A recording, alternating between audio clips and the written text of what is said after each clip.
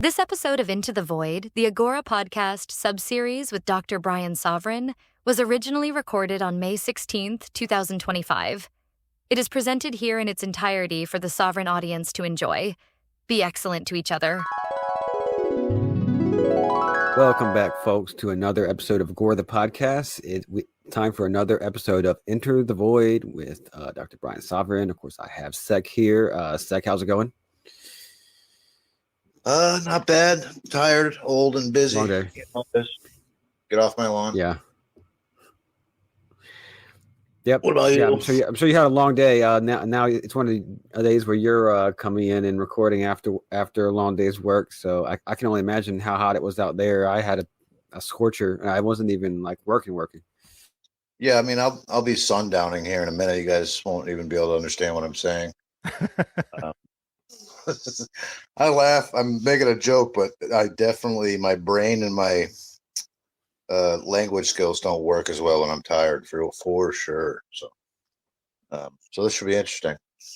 Well, I hope you're well hydrated. Got a lot of electrolytes and whatnot. I'm sure you crave those. Oh yeah, I chug water and caffeine all day. So yeah. What's up, Brian? Brian, how you doing?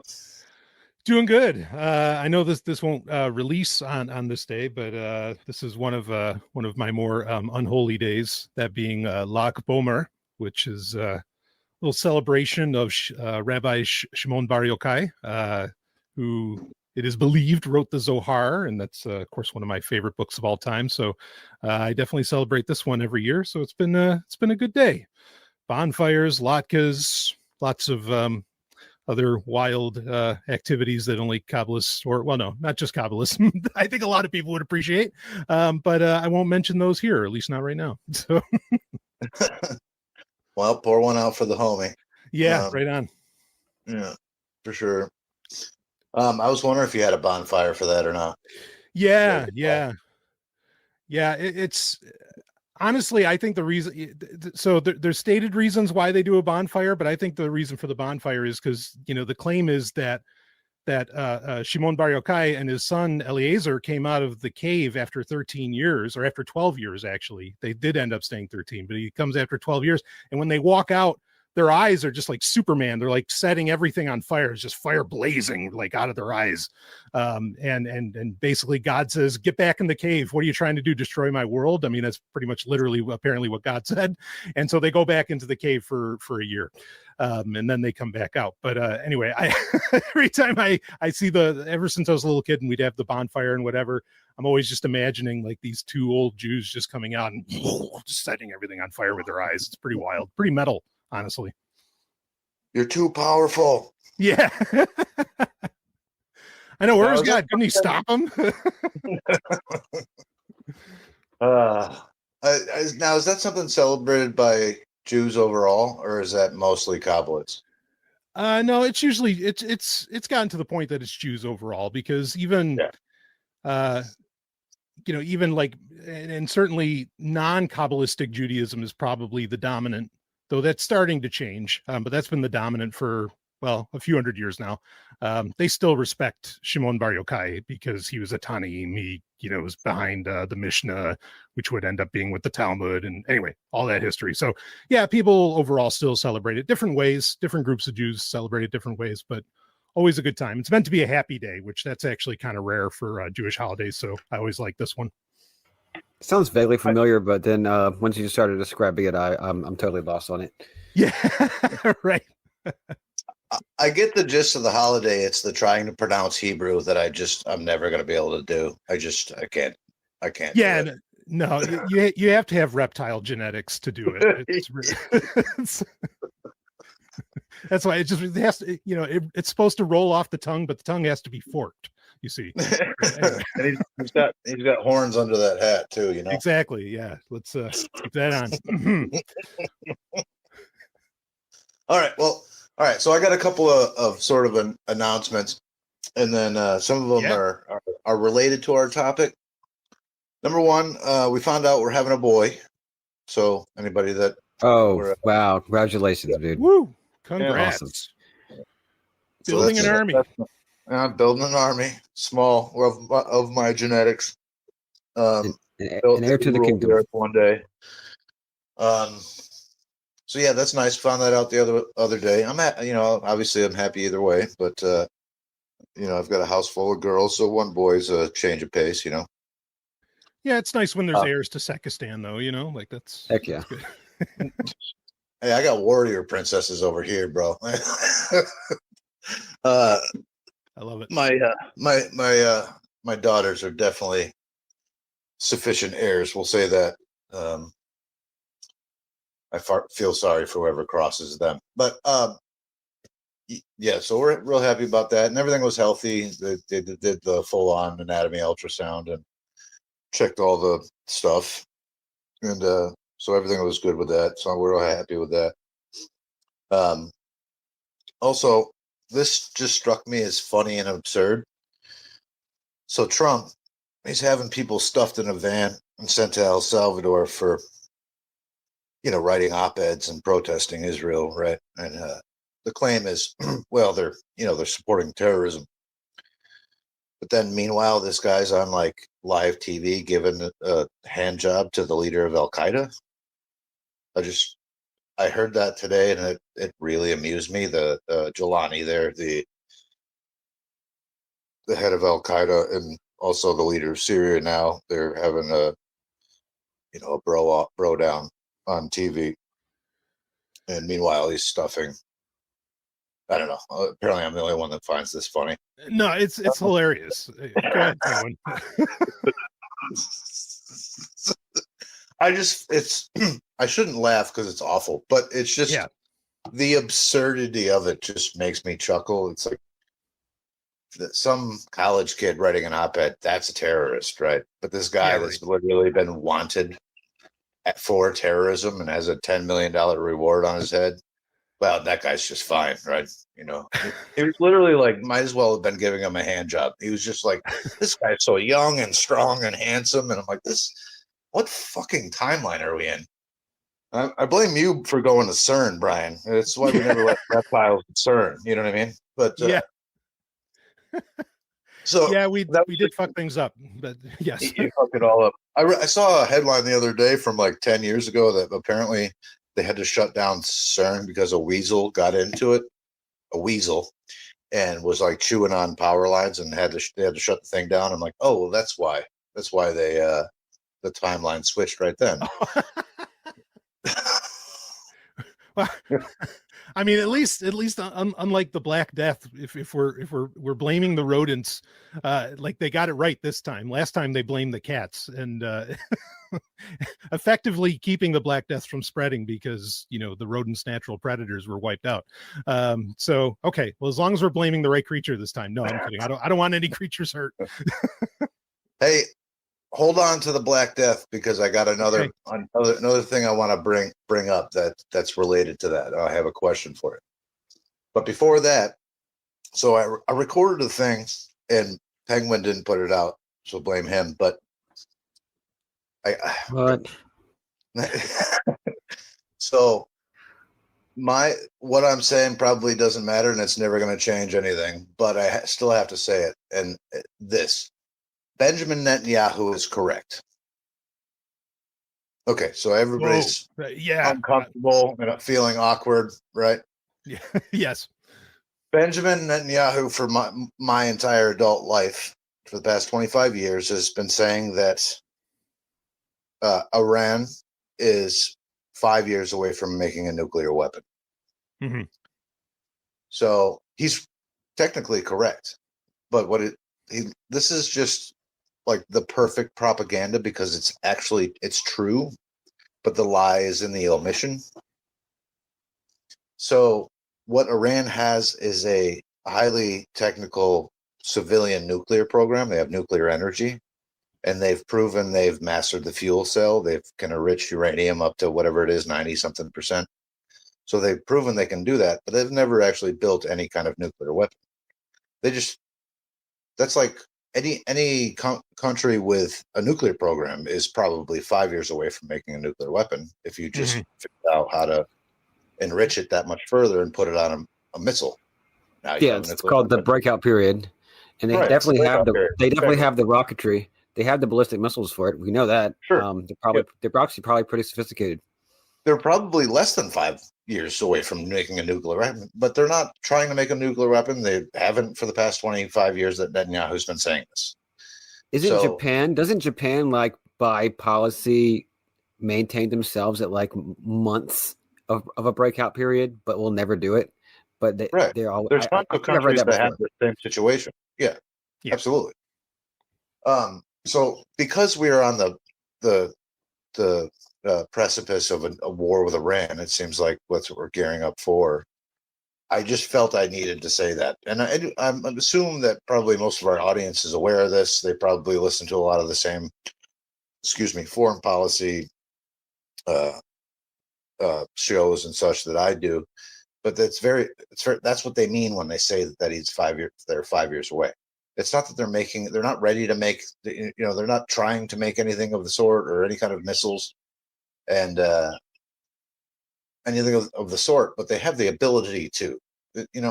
It's like, listen, I've got a gun sitting right over there with a fucking a mag sitting right, 2 mags sitting right over there. I'm 30 seconds away from committing a murder, right? But I'm not. I have no intention of committing a murder. The gun's over there. Like there's no. It's the same idea. You know what I mean? Like, so if ever you hear anybody say that, be like, yeah, you're right. But here's what that fucking means.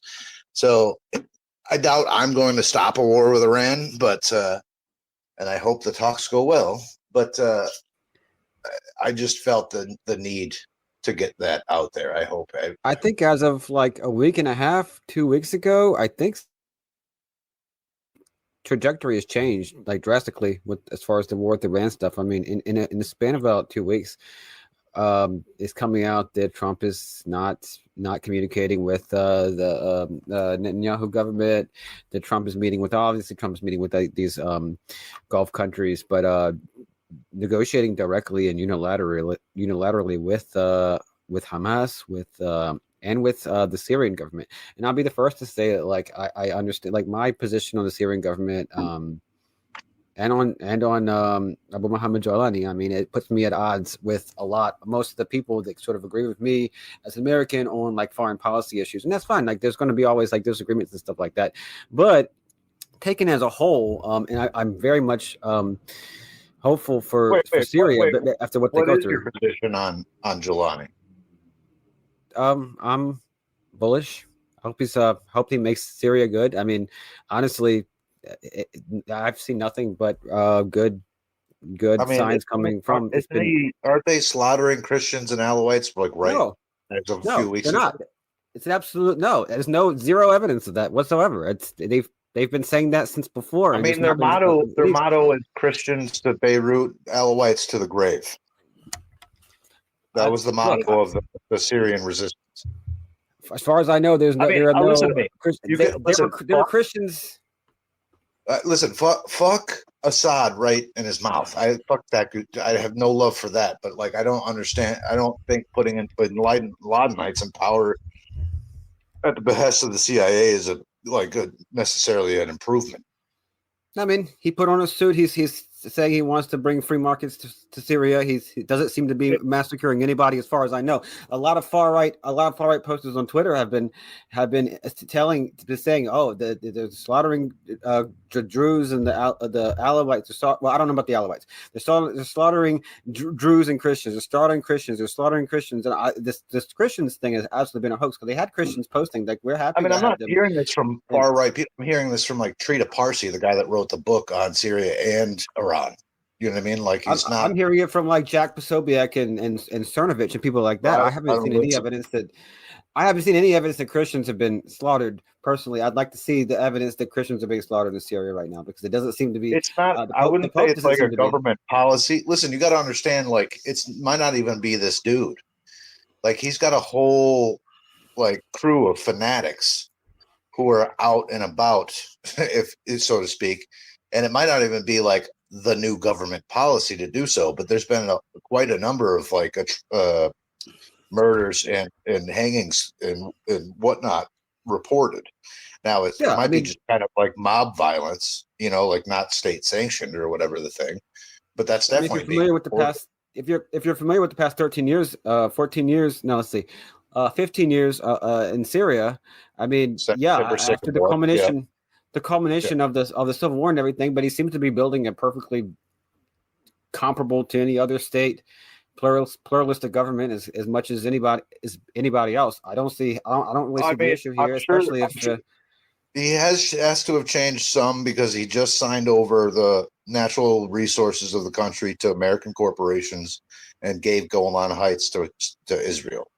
So I'm sure he's not a socialist fanatic like he was.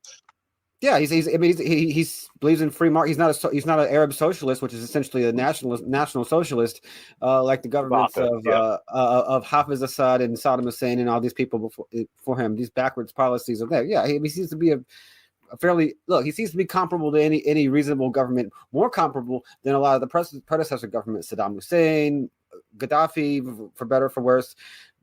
Not of our time. Anachronistic to our time. Yeah. Yeah, I mean, but I'm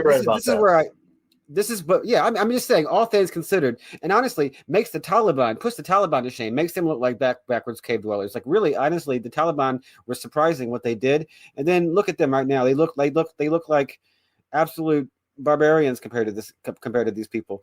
Where's the free market economy and well, listen, the Bin Ladenites always were cosmopolitan, and that they always thought of the Taliban as backwards hillbillies.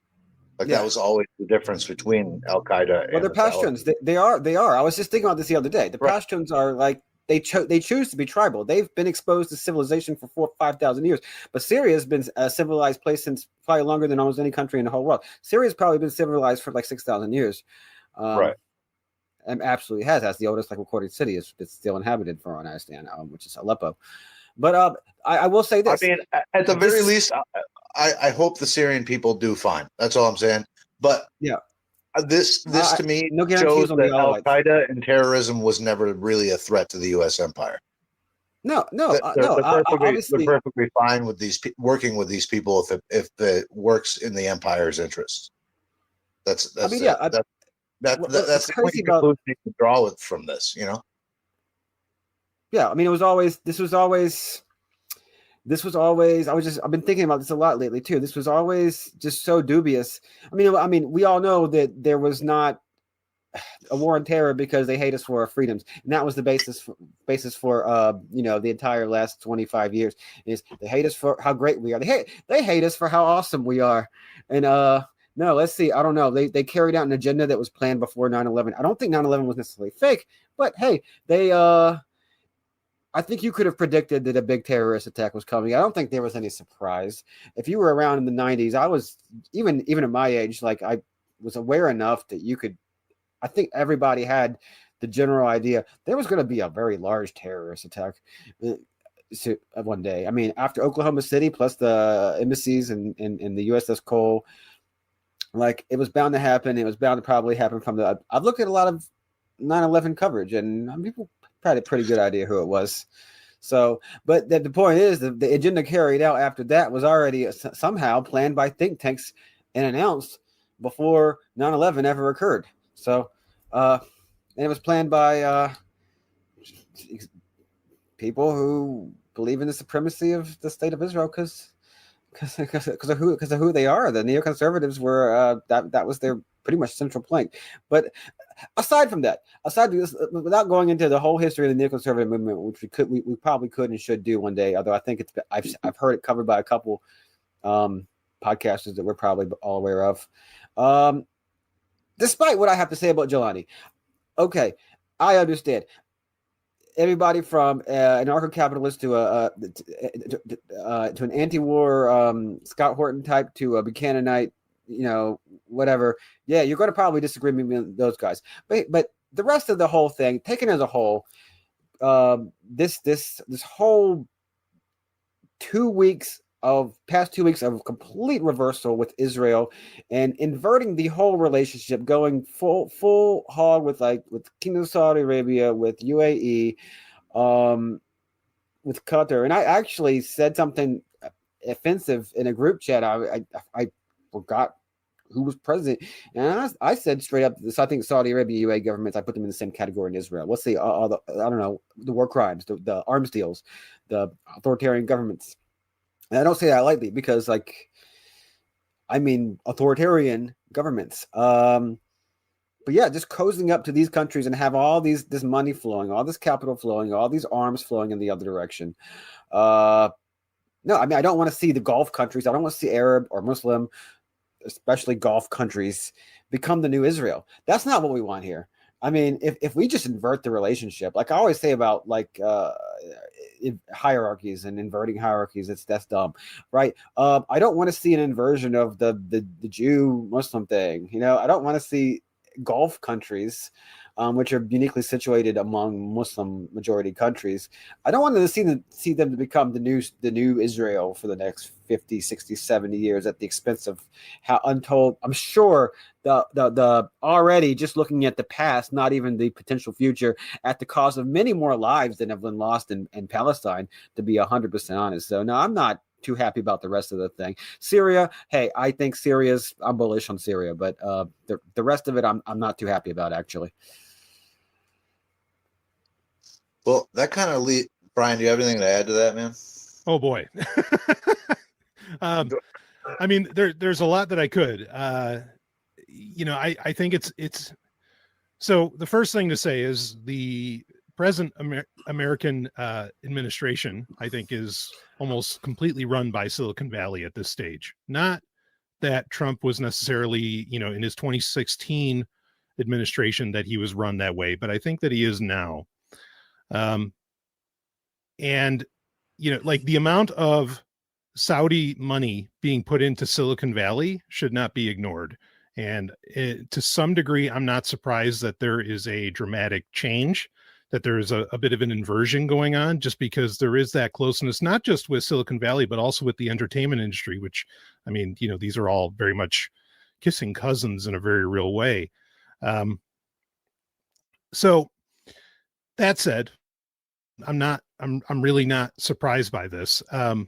I do think that, you know, Zach, like what you brought up earlier about Iran, I mean, that they've been trying to start that war for a good long while. They, you know, being they, them, those, whatever. I mean, and amazingly, and I despise social media with every fiber of my being. But that was almost the thing that I could point to that kept it from happening at any given moment over the past 15 years. Because people were openly, and I mean like everyday people, and, you know, journalists, and not like your Glenn Greenwalds, or, you know, half these people have, you know, become scum as well. But, you know, I mean, like your everyday journalists, whatever, like everybody was just coming out and saying, false flag, false flag, false flag. Like we, you know, we know the score at this point. Yeah, I mean, and it's an interesting point about the nuclear program that you mentioned earlier. I mean, Israel has tried to put a stop to that since 2010 with the introduction of Stuxnet. That was absolutely, you know, I mean, that's genuine cyber warfare, where you are weaponizing software, you know, malware, to, you know, basically to stall nuclear development, you know. And I agree with you. It's not necessarily about weapons. There's some, and I mean, it would be a massive conversation to get into, you know, and certainly it's one we could get into at some point someday. But there's some crazy, you know, so cyber warfare, I think, is actually what's putting us, we're already in World War III, in my opinion. It's just something being fought silently. It's not a Cold War, it's cyber war right now. And it's happening around a bunch of different parties. Okay. And I would argue you could almost point at 2010 and the introduction of Stuxnet into the Iranian nuclear program as the start of that cyber war. And, you know, the funny thing is that, like, and I'm trying to kind of bring this all sort of full circle, because Silicon Valley, you know, again, I think they're very much in power. Whether it's, you know, Elon Musk, or it's, you know, Mark Andreessen, or, you know, whoever, you know, they rely upon stability. They need stability. I think that's also partly why we've seen like a pretty big 180 on the tariff situation with other countries, including China. Now, granted, okay, yeah, they're not 165%, but they're still like 30%, which is ridiculously high, and still has tremendous impact. Like, but there are 180s happening like we're talking about here. And, to me, and it's not just because I'm quote unquote a tech guy, as I've been known for over 10 years now. I look at that and see what's happening there. And I think to some degree, this could be like Silicon Valley's play to create some kind of stability, to have some kind of stability that they can rely on. And they're best friends. And, I hate this phrase, but sometimes it's true. Follow the money. And that's Saudi Arabia. UAE is a whole other, situation. I mean, UAE is basically trying to be the USA in the 1980s, which was a pretty good time. I was there. But I've also been to UAE, and I can tell you that that their vision of an American 1980s is electroplated. It's chintzy, it's cheap, and you can feel it, and you can you feel the authoritarianism. I'm trying to think of what word I want for that, but oh my God, it's an aesthetic nightmare. Yeah, it's so bad. The Emirates. I will never step foot in Dubai. I cannot imagine. I mean, just the idea, like when someone mentions Dubai on social media, not to mention not watching a bunch of videos of influencers. I mean, one thing, it's a city with like 10,000 influencers, which that's a whole nother thing. But like, not only would I not consume, like, it's just an aesthetic nightmare for me. I have this. People tell me, hey, why did you go to Dubai? Like, it's the last place on earth. And that in Vegas and Dubai far ahead of Vegas is the last place on earth I care to go. Yeah, I mean, it's cultural decadence, or it's decadence at its worst, and that's the problem. Is like it's not even cultural. There is no culture there, and it's cheap. It's chintzy. Yeah. I mean, it might not be cheap. Yeah. It might be very expensive, but it's like it's I don't know. There's just nothing to it.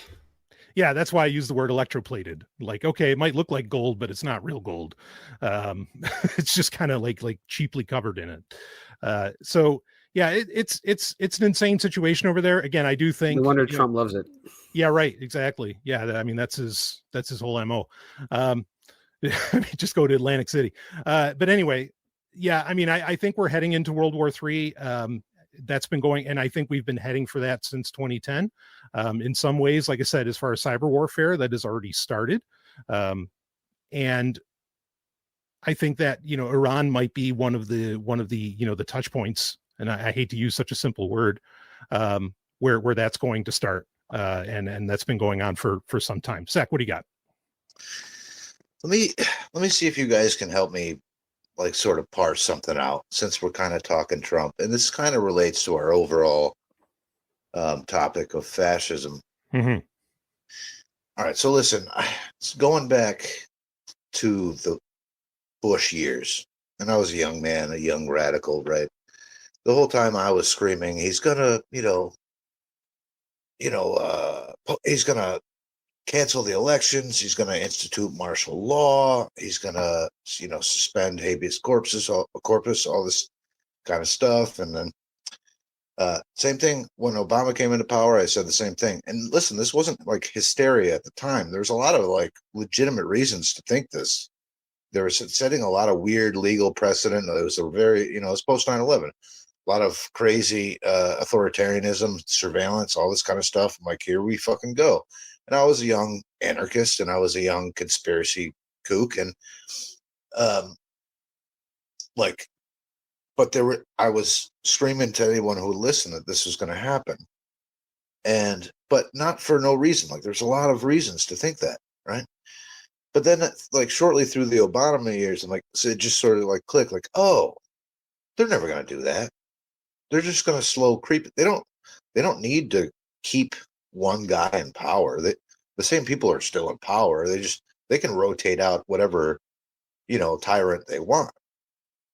And, I'd already kind of believed that, the U.S. was sort of a fascist state already, and all, so I had this like opinion of like, basically every one of these presidents is fascist.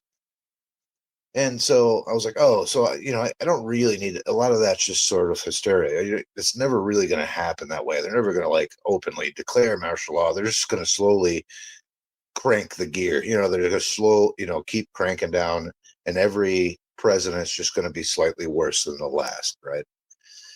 And then so you get to Trump, and all the liberals is like, oh, he's fucking Hitler, he's this, he's that, and I'm looking at a lot of the things that they're pointing to that he's doing, and I'm like, these are not different in kind than in any other president.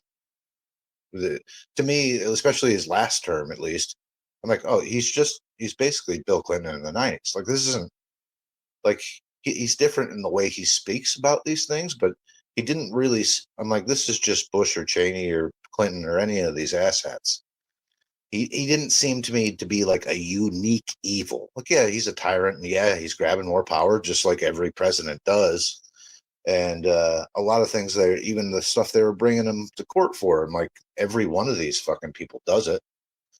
And like even now, they're like, oh, he's basically selling the presidency. You can get the president's ear if you pay $5 million to go to dinner at Mar-a-Lago. That's corruption. And I'm like, do you think I can go talk to Obama? No, Obama's listening to his donors too. This is just how the system works, right? So I've never been like a Trump hysteric, like he's awful. He's had a few decent instincts, I think. But to me, he just kind of seemed like any other just fucking politician. They're all corrupt. They're all bastards. So I kind of rolled my eyes, and Biden did a lot of terrible shit. And hold on, I want to interrupt a sec because I know you probably might make a good point. I want to say that I think there is something that's uniquely grating about the Trump hysterics, where it's just so I don't even know how to exactly put it into words, but it's something about the Trump hysterics that's just so almost hypocritical. Like people are just so revolted by Trump the guy that it's just every little thing, and it's sometimes the most inane little things, just set people off about Trump. And it's like I think a lot of it is he's more belligerent, and he says he does loudly what other people do quietly, and I think that's all there is to it. You know what I mean? Like he's just bombastic rhetoric, and he's like, oh, we're just gonna go fucking steal the oil from Syria. Like, why wouldn't we do that? You're not supposed to say that. When I guess he's sort of, yeah, he doesn't, but he also doesn't wrap ideas up with like intellectualism and this kind of obfuscation. He's not a technocrat. He doesn't like technocrats, and something about a certain class of people that can value their education and maybe their sort of their credentialed. Sure. Most other presidents wrap up their imperialism in flowery language about humanitarian causes, and he does not. Yeah. So I saw that, and I saw it at the time, and even coming up into this next election, I was not like a Trump hysteric. I saw people that thought he was the devil. I saw people that thought he was fucking Jesus, and I'm like, he's just a fucking politician. He's just another guy. So I said all that to say this fucking particular this time around, this administration, I don't know, man. Like I could be like paranoid, I guess, or hysteric, but there's a lot of things that make me really fucking nervous. Okay. And my wife and I just the other day were like, were all those hysterical liberals, were they fucking onto something? Because man, he's really expanding executive power at an alarming rate. He's like, it's for whatever you want to say about Biden, and I probably said it at the time, he's worse on speech and the First Amendment than Biden ever was. I don't know if Harris would have been stuffing people in vans for protesting Israel. I don't know that would have. They would have probably cracked out or called Zuckerberg and had him dial back some numbers or whatever thing. But they weren't. I mean, I don't know if they would have gone so far as to stuff people in vans and send them to a dungeon in El Salvador because they dared to protest a foreign government. There's been a number. I mean, they're changing. They're making it so you can't get a government contract if you've ever in your life, you have to swear an oath that you will never boycott Israel in order to get a government contract under this administration. Again, you say he's not a technocrat. Well, he's surrounded himself by all of them. He's got all these technocrats and Silicon Valley guys around him, building the surveillance grid. All the Palantir's getting all Palantir, which sells all the surveillance technology to the CIA, is getting all sorts of cushy contracts from this guy. He's pushing through Real ID, which no one could fucking do before him, because every time a president tried, the population said, "Go fuck yourself. We're not doing that." And he's getting it done because he's got a cult behind him. And I don't know, man. There's one out of 100 things he does, I like. I hope he gets a deal with the fucking Iran. I hope he gets a deal with Ukraine and Russia. Anytime a war is stopped, I'm for that, and I'll applaud him for that. But there's been a lot of really big authoritarian moves that. So listen, fuck our system and its checks and balances or whatever, right? But like to grant when, like, we don't want a strong executive either, though. We don't want an executive that says fuck the Congress and the judicial. That's significant. That could be much worse. Okay. And no, I think that's the number one thing we want. I mean, all things, we can critique the system of checks and balances, but I mean, the mate that we don't want is a runaway executive, and the executive is, I mean, executive power has increased president by president. Under every president, right? I mean, but in some ways or another, the ball and running with it in terms of that. And but I mean, at the same time, like, he's getting, I mean, everything that he's done is getting tied up in courts. I mean, yes, he put the person into the decisions facility in Louisiana for not the most egregious one, that the young woman that wrote the op-ed and everything, that he put into, what was it, like 6 weeks of detention in Louisiana, and she was finally out on bail, mind you. And some of the El Salvador stuff, obviously, pretty creepy. I mean, and it's just a potential. Like, you ramp that up times 10, and you think there's not going to be any false positives or something. I mean, yes, you send some convicted rapists to, I don't know. None of this is really particularly necessary. Long story short, not going to go into the morality of or deportations or not or whatever. But no. I mean, I think a lot of ways deportations overall, Biden was worse on deportations. Obama was worse than Biden, I believe. Yeah, Obama beat both of them. He sent more people out of the country than Trump ever could dream of. My issue, I mean, listen, I have an issue with deportations, and I'm not a immigration restrictionist at all. What's worse, it's not necessarily the deportations, it's the chilling effect and the attacks on protests and speech on behalf of Israel. That is... Yep. It's pretty naked too. It's blatant. It's completely blatant. So I don't know. Me and the wife have been and all the tariff stuff is fucking terrifying. He's, fucking up the economy, and also he's increasing the debt and the military, which every fucking politician does. And there's like one or two good things, but for every one or two good things, and there's like a 10 or 100 things that are just absolutely fucking horrifying. Far worse than like a lot of presidents in my lifetime, to where me and the wife are like, wait a minute, were these fucking hysterical liberals right? Like, are we the assholes here? Like, is this guy an actual fucking threat? You know what I mean? Like, a lot of the moves he's making are like, that's how fucking like coups happen.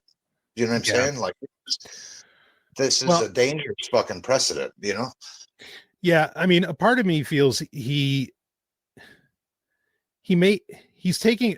I love your comparison to Clinton in the 90s, because a lot of people look at like Clinton in the 90s as a time of economic prosperity, and of course, historians would say, well, wait a minute, he just inherited like the bit of boon that Reagan and Bush Senior basically had implemented for 12 years. No, it's more complicated than that. Like sure. They take the economy and then Mhm. slowly worked it out of the bottom of the toilet, and then finally got it up to where it was decent. And then yes, Clinton came in or whatever. But right, and he just like he got to look good, But I agree, right, like exactly. all of this stuff, there's way more nuance within that. Right. But I think what Trump is actually inheriting, and you hit it this sec as well, like the digital ID thing this is something the world has yet to experience ever. It is such a game changer because it's not just like, okay, a more efficient passport system or a more efficient driver's license system or something along those lines. This is the first time that you will have an ID attached to you that will follow you literally anywhere you go and can attach, via to data on servers to everything you've ever done and to everything you do. This is unlike anything humans have ever experienced. And this is a framework of control and power that I don't think people really know what to do with, but there are very intelligent people, perhaps not ethical, but intelligent people, that are there very close to that seat of power that can see what they would like to do with this sort of thing. And I think that's something to be very concerned about. Now, as far as like, were the liberals right, in being concerned about this? I don't know, because it feels like, and Sec, I mean, you can tell me if you felt differently, it feels like the other side, whatever the other side was, left or right, depending upon who was in power, was always hysterical, of whoever was in. But regardless, we are entering, an undiscovered country. We are entering like an uncharted time, because there are now frameworks that exist around us that have never existed before, at least in, modern human history. And it's a very weird thing, bringing up the Israel thing. I mean, my, theory has long been held that Israel is supported basically. I mean, it's funny because we're talking about going into like World War III or like, going after Iran, and all of this. I mean, my long held theory is that World War I was just to destabilize and put an end to the Ottoman Empire. That's what World War I was completely about. I mean, there might've been some fringe benefits. I say that sardonically and sadistically. But that was the plan. And World War II, of course, was just a continuation of World War I. World War I never really ended. I suppose an argument could be made that World War II never really ended. But there is some strange obsession, and I'm not exactly sure what it is, and it would probably diverge into a whole other, type of conversation. There's some strange obsession with making sure that, Muslim countries do not come together and work together again. And a part of me worries that, like, or, if I was just to say something quickly, I'd be like, well, what are they afraid of? Like another Islamic golden age where there's like this, tremendous time of like human flourishing and like human knowledge expanding and all of this. Are they afraid of the Sufis? I mean, I have a very serious mystical bent, if people didn't pick that up from earlier. Are they worried about that and they're going to lose their materialist control or something like that? I mean, I don't know, I couldn't say exactly. But it's weird that it seems like none of the obsessions have changed. Not much has really changed at all. The digital ID system has been a dream for a very long time. It was Hitler's dream as well, when he worked with IBM back in the 40s to create what was called Diamag, which was like, one of the original computer-based, very primitive computers, but one of the original computer-based identification systems. And all this stuff is just like now it's really possible. And it's not only really possible because the framework's there. It's like, no, people willingly want it. They want, and hey, I get it. I like the convenience too, when I can pay for shit with my watch and not have to pull out my wallet or whatever. You know what I mean? Like I understand the love of convenience and all this. But the very real difference today is that people seem to really want this. And, maybe if the leftists were picking up on anything and they're freaking out over Trump, if they did pick up on something, maybe what they picked up on was that the system that they grew up in was falling apart and there's nothing that they could do about it. And it wasn't Trump bringing it on necessarily either. I mean, something that, and look, the most important thing anybody can do when they go online is run by this rule. And the rule is, and I tell this to everybody, Okay, because you say, well, I don't even know what's real. Like, I mean, we heard some differing opinions here when we were talking. I don't know what's real online. Okay, well, here's where, when you go online, everything is fake until proven otherwise. That is the mindset you need to go online with. Okay. So, I mean, welcome to my world. That's how I live. Even when I'm not online, everything. Yeah, right. Yeah. Right. And that's real. Yeah. And that's a whole other conversation. It's a participatory universe and we can agree to disagree or whatever on that. But anyway, yes. Right.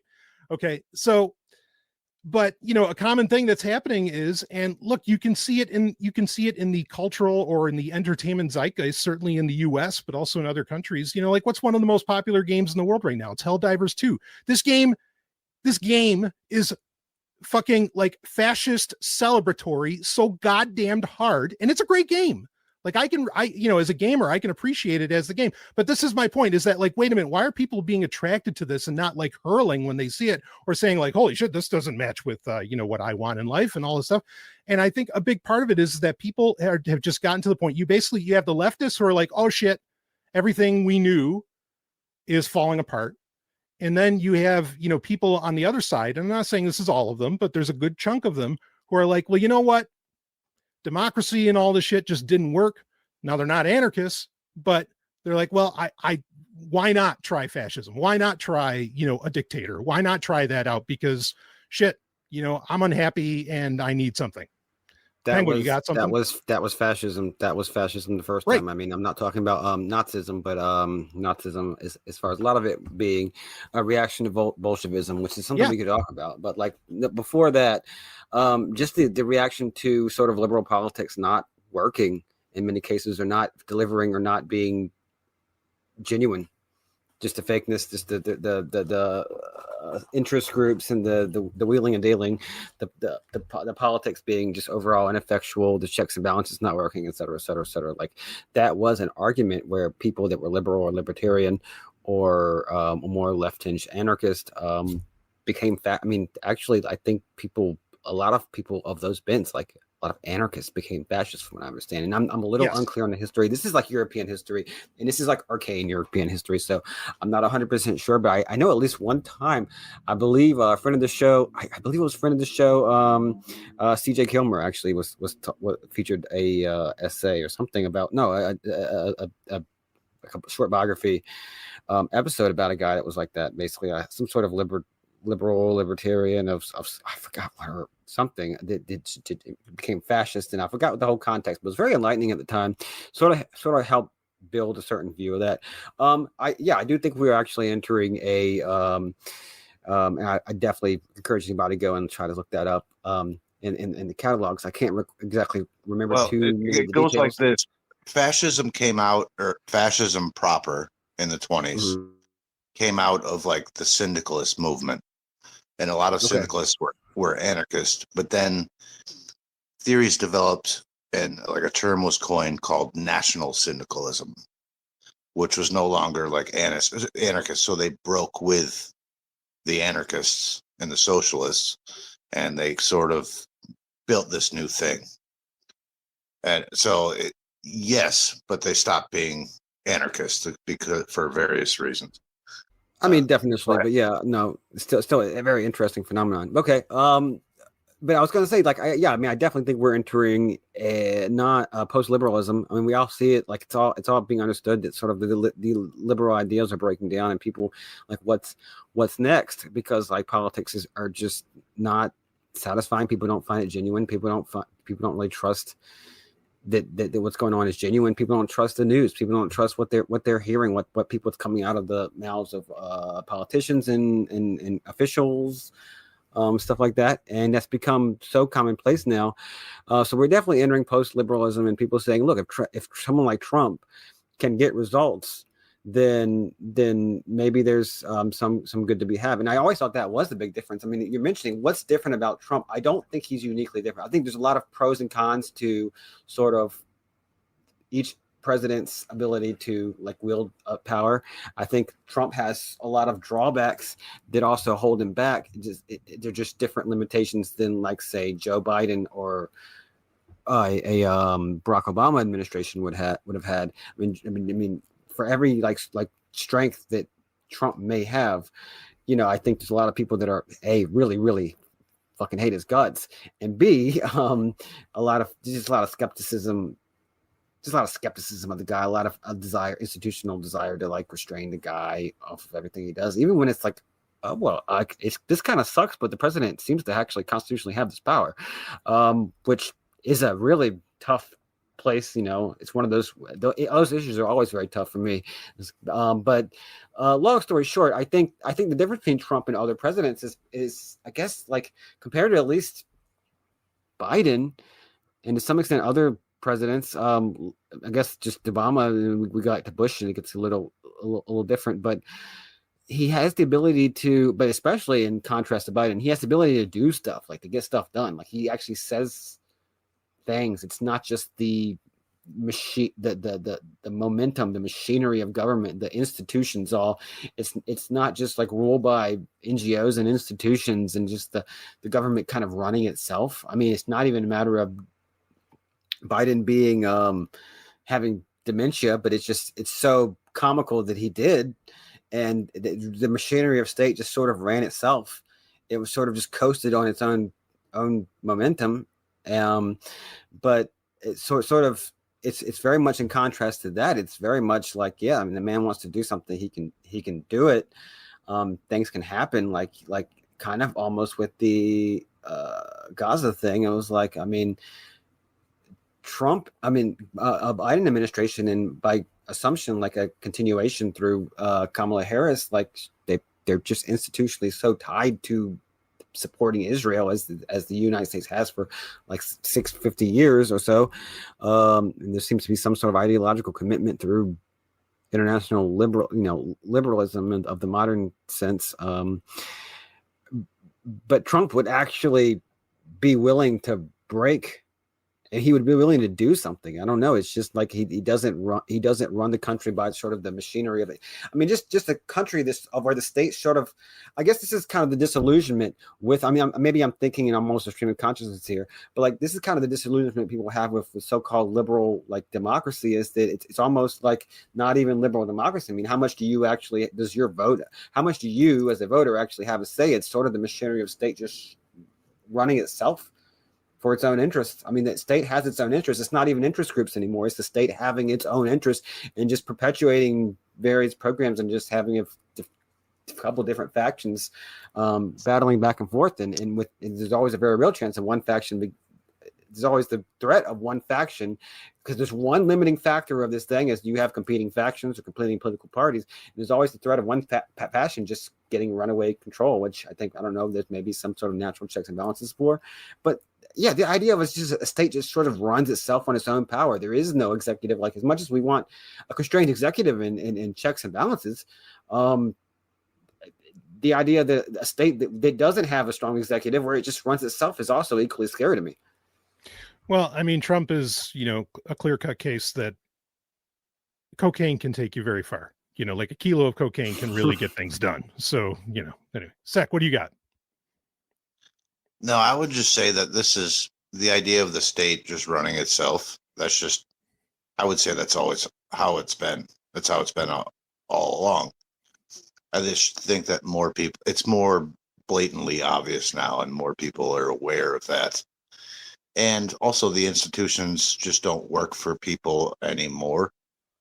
It's like we traded a lot of things away for material comfort and material stability, and now we don't even have that. So people are like, well, what the fuck was all of this for? You're sounding like a far right reactionary there.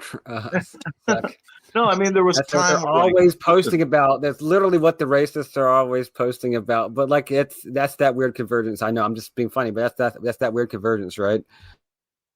Sure. Yeah, sure. I mean, so listen, like, you traded away a lot of things, but you had a job where you worked 40 years and got a pension, and you could live on one income. You know what I'm saying? We're now, so that was the trade-off. You trade away a significant amount of autonomy, I would say, and the state was doing a lot of nefarious things at the time, but people didn't give a shit because, they had their car and they had their house in the suburbs and all of these things. Basically, we were paid off. Now the payout isn't even there. So people are looking around like, well, what is any of this for then? You know what I mean? Like, I'm not even getting that now. So what am I getting? And people are just generally, dissatisfied overall. I guess my question, then we can move on to something else. And I'm sorry I derailed this entire conversation, but or our topic. Do we think like this guy is a unique evil? Or let's not say evil. Is he uniquely fascist, or is just fascism is the water that we're in? You know what I mean? Like, and this is just another step on the path. You know what I mean? No, I don't think uniquely, but I think the whole thing. Look, Trump, you're both landing on something here. Trump 2 is not the same as Trump 1. There is a huge difference between in Trump 2 and Trump 1. Trump 1 was very unpopular. He was seemingly erratic. He had these ties to white nationalists. Like, he was very unpopular.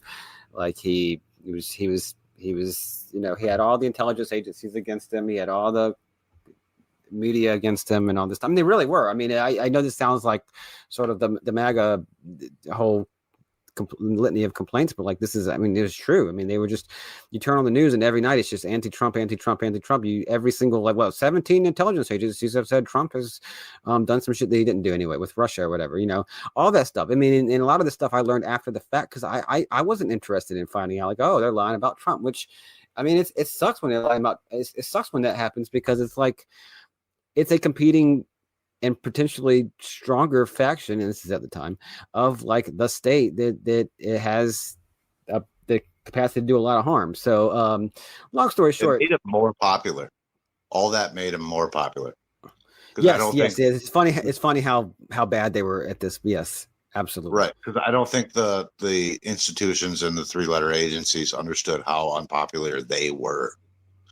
So by attacking him, it just made him look like the good guy or something. You know what I mean? When it's total hubris. It's total hubris, and in all the lawsuits over every last little thing, the stretching. I mean, when they say like lawfare, like this, I mean, some of this stuff was really flimsy, and especially compared to I mean, I hate to sound like one of these Republicans, but like some of the open corruption coming out of the Biden campaign. I mean, but Joe Biden's son was the head of.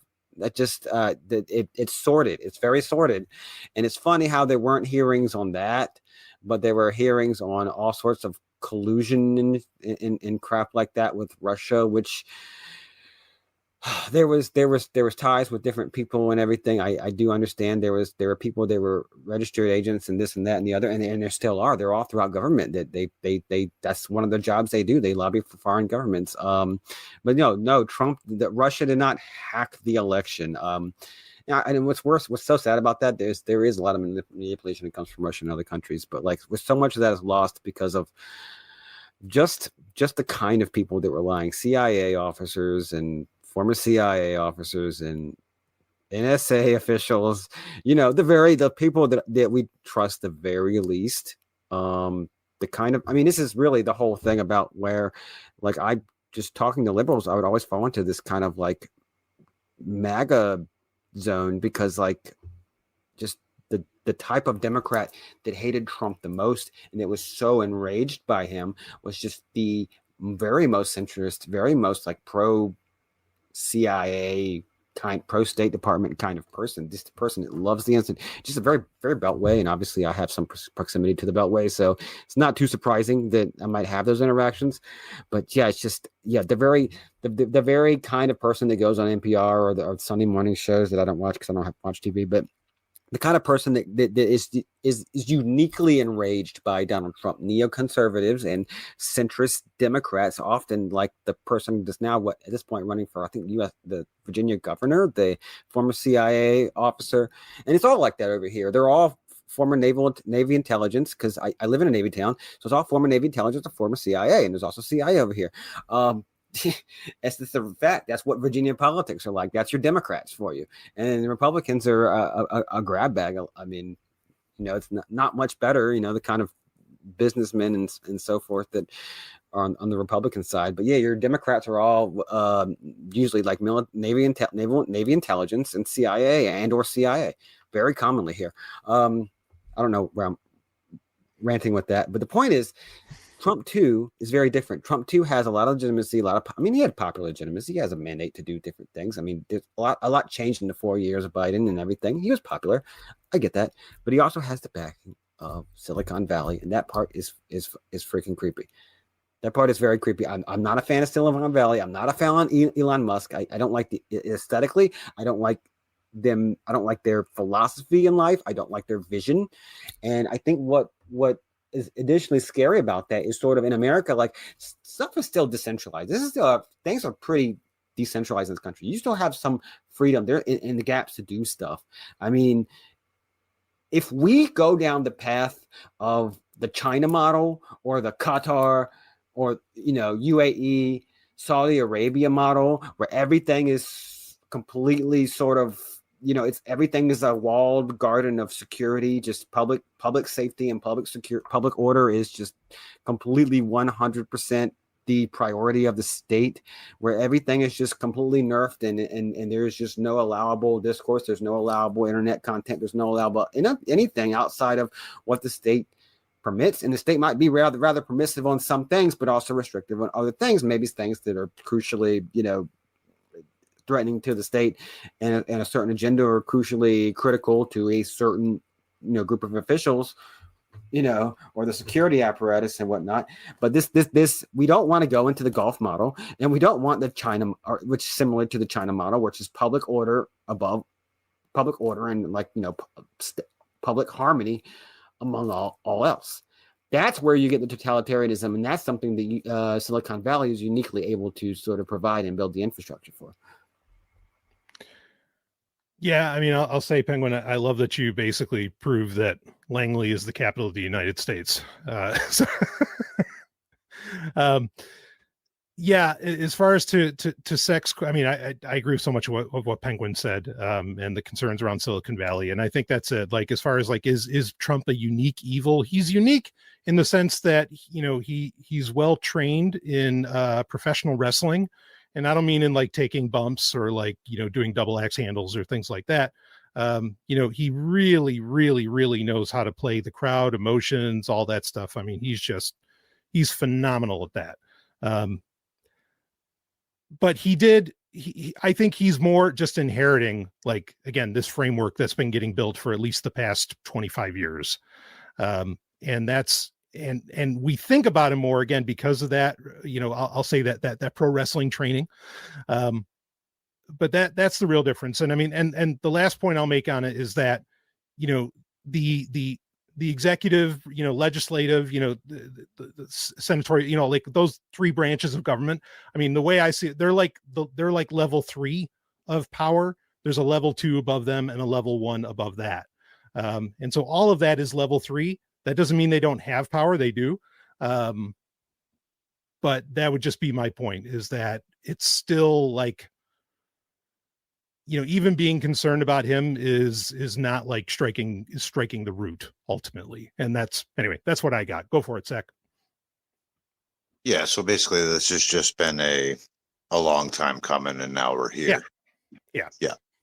That's been my first instinct with him. And then just some recent developments made me go, whoa, wait a minute. Maybe there's something uniquely awful coming down the road, or maybe he's accelerating it. I don't know, but it just seems like a lot of awful We've covered things it here. Short amount of time, Yeah. I mean, again, I think, right. What? Go ahead. What'd you say? Penguin? I said we covered it here when Trump was elected. I mean, he had obviously all the woke stuff goes away, and he has the backing of so many tech guys, some of the biggest names in tech, obviously. Just right away before, actually, as soon as he wins the election, actually well before the inauguration. I mean, and it's very clear that something was up, something was brewing. Yeah. I mean, and again, I really think even that, Elon Musk is the guy running so much, and what's going on in Elon Musk's head. I think there's probably a computer in there, and I mean a literal one. And look at the scars under his ear. Anyway, I'll leave that with that one. His mind is more machine now than man. Exactly. Yeah, no, I mean, I mostly agree. It's just there's been a few concerning things in the past few months that really I really didn't like. And also, like, he fucked up the economy and my business took a hit. So fuck him for that. But yeah, I mean, he was supposed to eliminate the income tax. When you implement tariffs, you're supposed to get rid of a tax, and he didn't do that. He said he might, but yeah, right. I know he said he might, and everybody I knew was like, no, listen, we're gonna get the tariffs and the income tax. Okay, that's how that's gonna work. And you're not getting rid of the income tax, you know? No. But okay, so at the risk of, if we don't have any more on that, at the risk of not getting to our central topic this time, I've got two related things that are of concern, or one of that is of concern. I wanted to talk about anti-Semitism and also eugenics, which are obviously related to our topic on fascism, but is not getting to the central, or maybe it is. It's not exactly very topical, but not exactly what we were going to talk about. Well, let's make it a trilogy. It's like well within my podcast listening too. It's just funny about that. Not surprising at all, obviously, because we listen to the same shit. But not in all cases, though.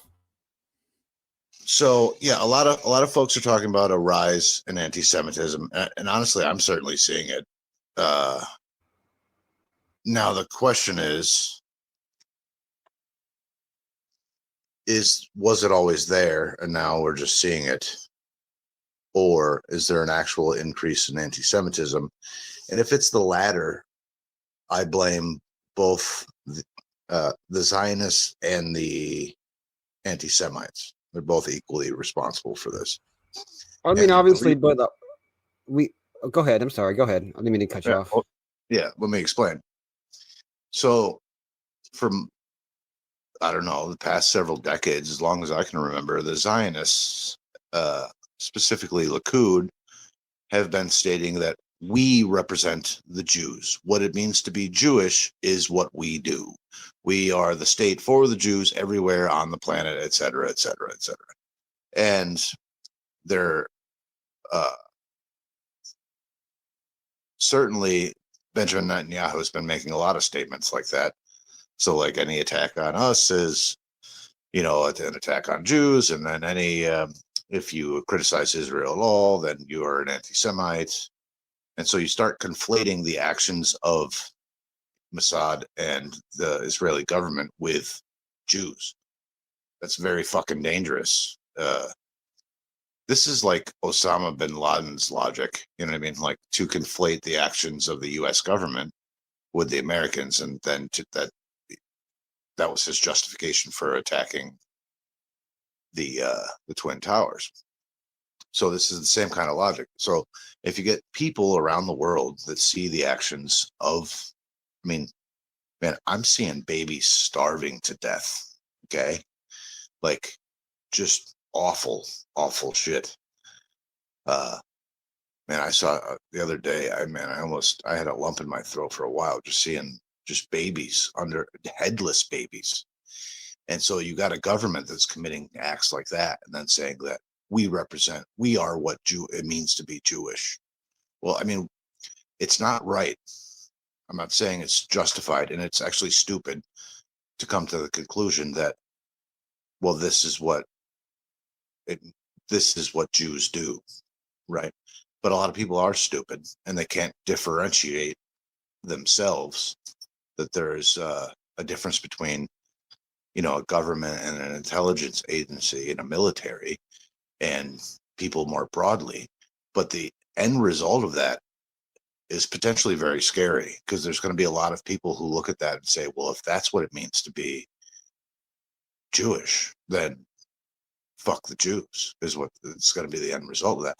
And that's very fucking dangerous. And Brian, you know the history as well as any of us on how this shit goes sideways fast. You know, you want to talk about Europe and Russia. I mean, this shit goes bad fast. And I think the Israeli government is playing right into it. And I think they benefit from anti-Semitism. I think they're fine with anti-Semitism. Mm-hmm. Because the more Jews feel scared around the world, the more people will come to Israel. Is what they're thinking is, at least. And I mean, there was always a strain of that for its entire existence. Yeah. And you want to talk about, okay, so there's all this talk about, well, the Jews have lived there forever. You know what Israel does to the Jews that have lived there forever? I just saw it the other day that in Jerusalem, there's been a community of Jews. They're now Hasidic. I don't know when the Hasids came about. Brian could probably inform us on that. But there's been a community of Jews in Jerusalem since before Christ. They're still there. Still there. You know what happened the other day on the Israeli Independence Day? They came out and protested against the state of Israel. And the state of Israel busted their heads, basically, and stuffed them in vans and shot tear gas at them and whatever else. So that's, I don't know where I was going with that, but in some weird way, the state of Israel is like weirdly anti-Semitic in a lot of weird ways. And then you had this other fellow, and I can't remember his name. He's an American Zionist. And he says the other day, he says, we are the masters of the universe. Why is the opinion on Israel changing? We control all of social media and the media. And he starts mentioning people like Zuckerberg and a couple other guys with Jewish names that are in social media and fucking media. And I'm like, are you out of your goddamn mind? What are you doing? Listen, number one, like, if the craziest neo-Nazi said that to you, you'd be like, what, are you fucking out of your mind? That's the most fucking anti-Semitic shit I've heard in a while. And it's coming from Zionists. And so, like, you want to make the statement that the Jews control all the social media and the media, and we need to use that to change the narrative and opinions of people. Are you fucking out of your mind? I heard that. The cat's out of the bag now, but that's something they've had the capability of doing essentially for that. No, the thing is, the opinion on Israel is changing. They've had the worst approval of Israel that they've ever had right now, because people are like I am, are seeing children crushed under rubble or beheaded or in pieces in their father's arm. I'm a father, man. You know what I mean? Like, or literally right now, because of the blockade, they're starving to death. You're seeing Palestinian children, like the pictures you saw of people in Africa, just completely emaciated. And so, like, of course, people see that and they're like, well, what the fuck? It's not because they are losing control of the narrative, but for a Zionist to come out and say, like, we control all the fucking media.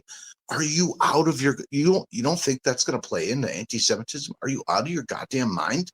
You're going to get people. Yeah, but up until now, they do control the media. They do control the. Don't. I mean, let's just. Well, they do. I mean, there's a huge upper representation, but there's a huge over. But I think we should not underscore how many conventionally Jewish by ethnicity, religion, etc.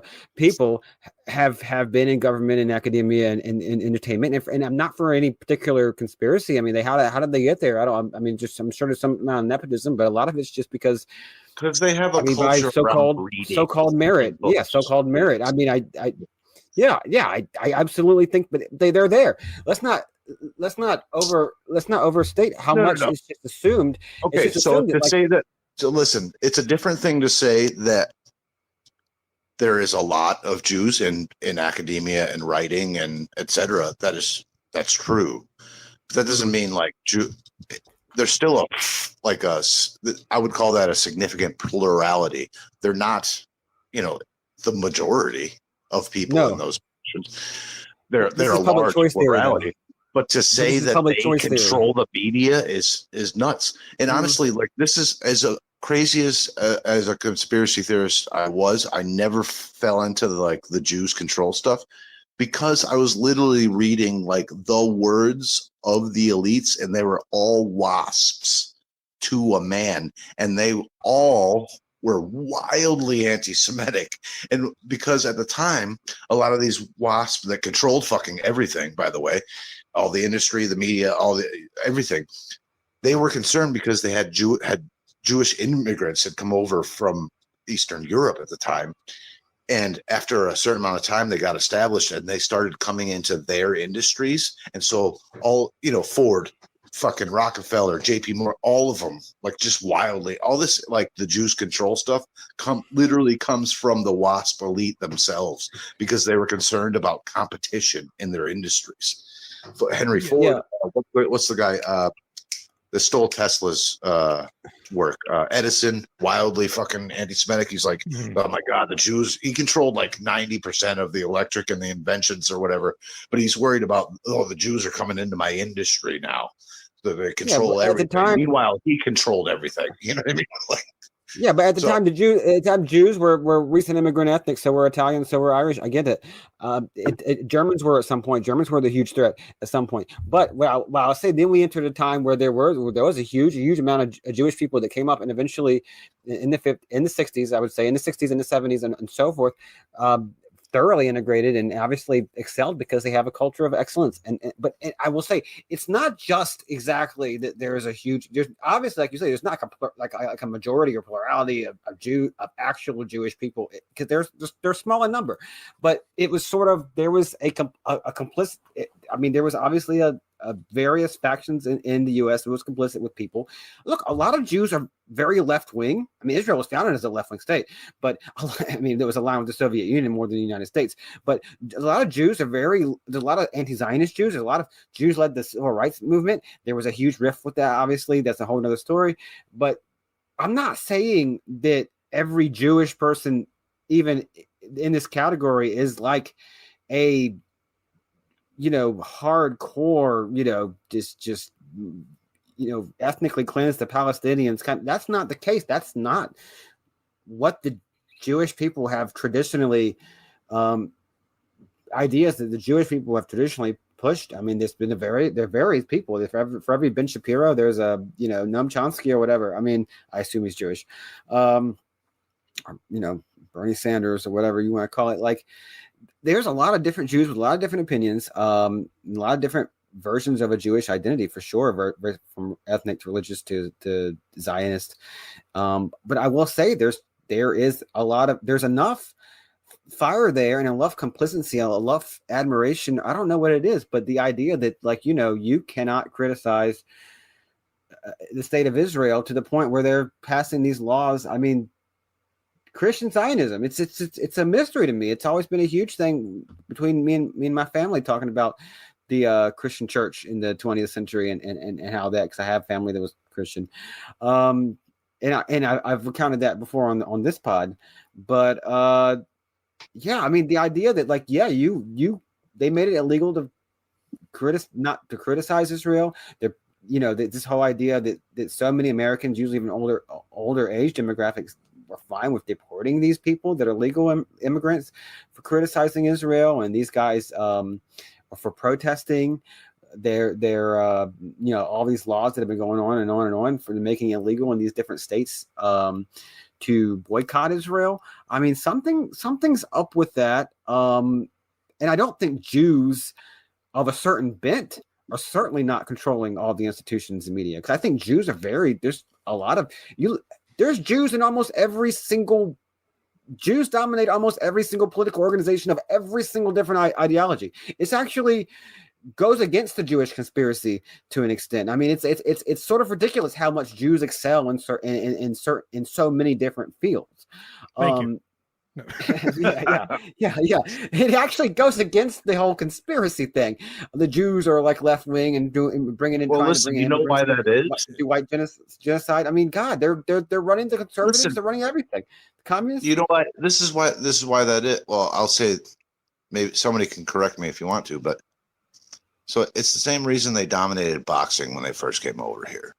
It's because, and I meant to respond to this last conversation we had where Brian said, I don't know why the Mises Institute is like so much Catholic. There are also a lot of Jews in the Mises. Well, sure. Ludwig was. Yeah. And the reason is like the Catholics, the Irish, the Italians, black folks, Jews were not welcome in like what you would call WASP society, like polite society, you know, upper middle class, bougie fucking society. They were really pushed out. So what happens when you're sort of like outside of society in a sense, or like pushed to, you're not in the cool kids club or whatever the thing, you strive to make your own fucking thing. So like 100%.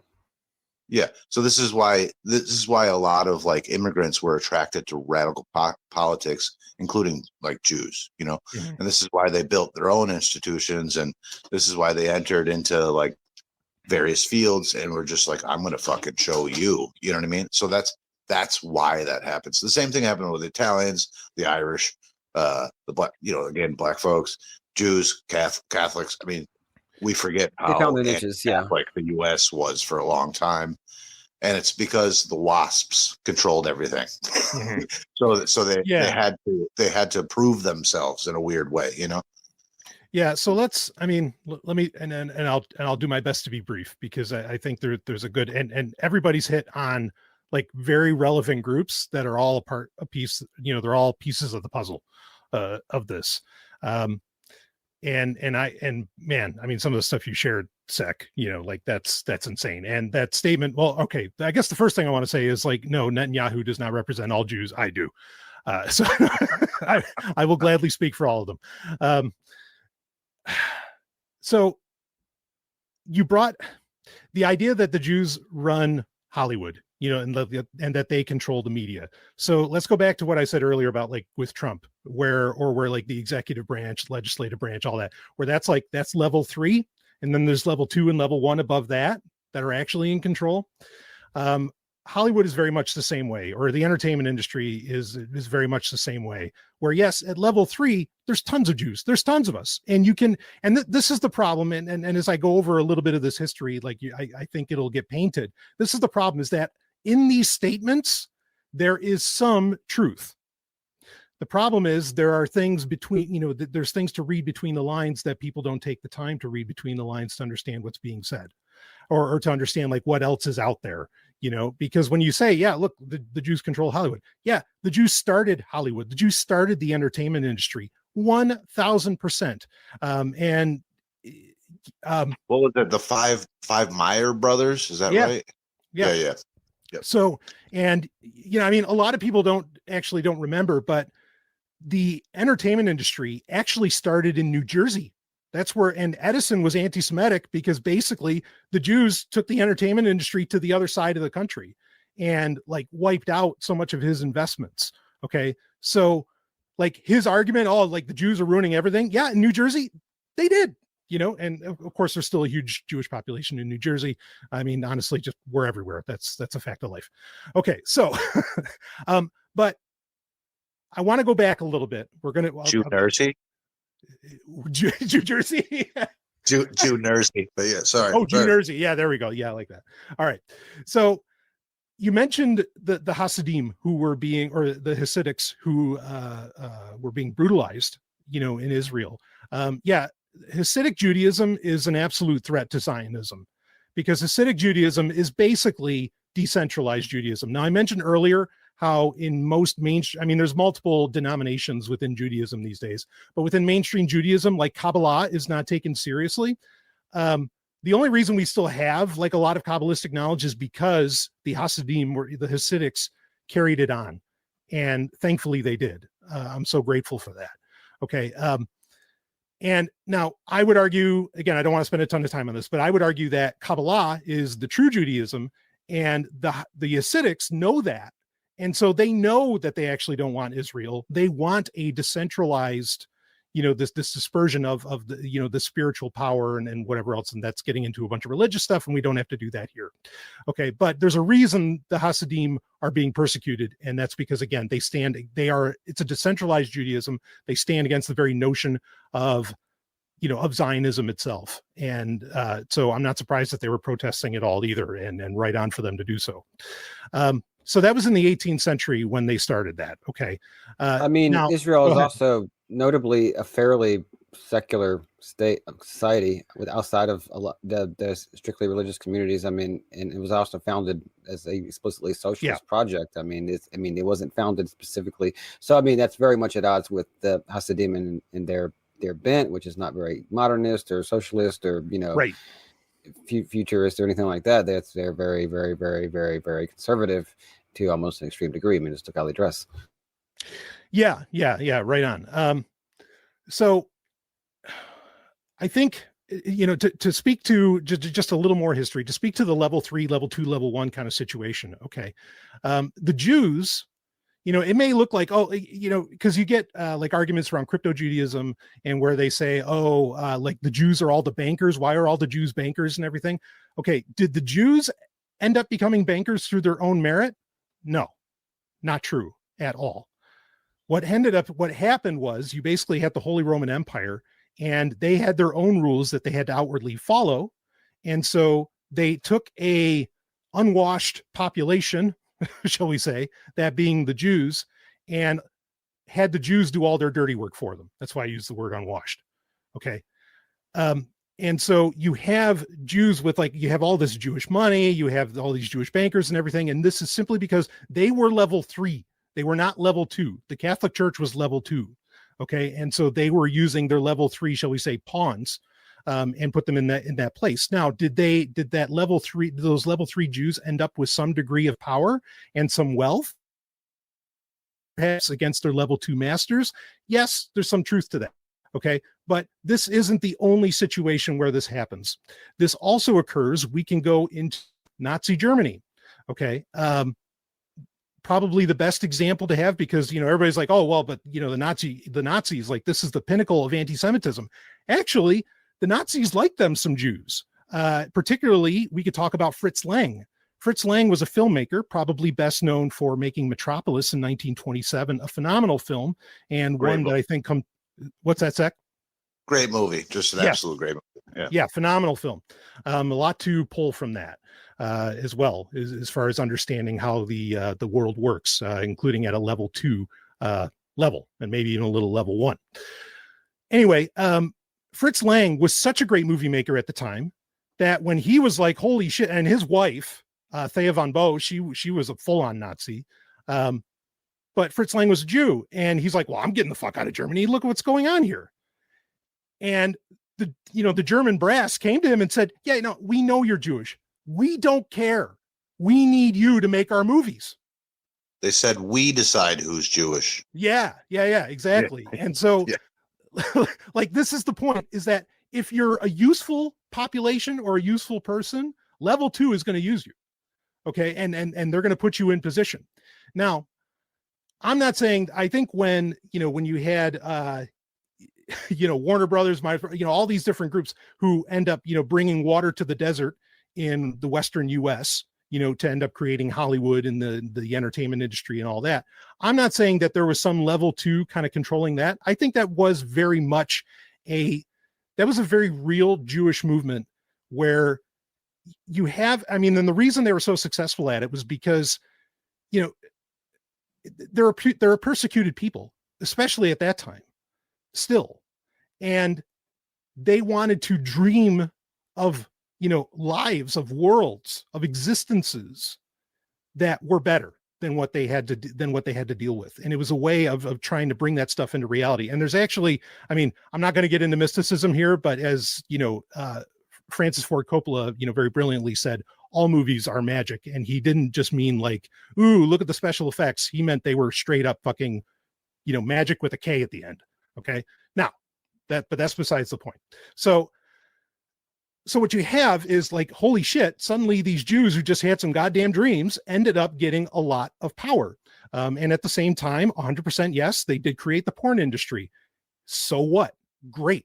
Okay. And I mean that, like, we had America particularly had a huge problem with Puritanism. Okay. And like, I'm forever grateful. The porn industry has its own problems, and I know, I worked in it. Okay. Like, I'm not going to necessarily sing its praises, but there needed to be a serious backlash against, what was really happening with Puritanism. Again, that would get into whole kinds of other religious arguments that we don't have to get into here. Okay, so what ends up happening is that the Jews end up getting real power through the entertainment industry, real influence through the entertainment industry. So the argument that that Jews control the media, we control the way people think, it wasn't untrue at the time. And the US government very much knew that. And this is the response to that from the US government is McCarthyism. And McCarthyism comes in and basically replaces the seat of power. It brings in the level 2. Okay. It replaces the seat of power of, it being like, horny and, dream-filled Jews in Hollywood. It replaces it with the military industrial complex. Okay. And one can only look at the financing within Hollywood, and you can see just how much the military controls Hollywood, because most movies couldn't be made without military support. So the Jews, so for that guy to make the claim, oh, the Jews run, the entertainment industry. Yes, it looks like it. You look at the names, you look at the families, all that, it very much looks like it.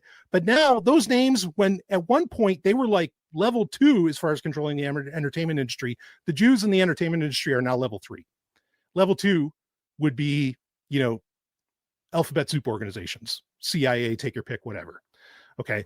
So, that's a very short, very oversimplified version of what all this looks like. But the bottom line being is, just like Hitler found Jews useful for controlling the entertainment industry, I think the military or the CIA does as well in the modern US. Penguin, what do you got, man? That's more or less. I agree with you. That's more or less what I was thinking about the. So I was actually listening to some stuff about the history of the neoconservative movement. So basically, it was the idea that, like, look, actually, a bunch of disaffected Jewish communists just became nominally conservative and steered U.S. policy basically towards redrawing the map of the Middle East and Israeli dominance and ultimately like supremacy, and it actually just happened. And then Iraq got invaded, and so forth and so on. And they were all Jewish. Every single one of those names was a Jewish name. So at some point, I mean, it's very real. There's a real, but you're totally right. How did that happen? The thing is, like, how does that happen?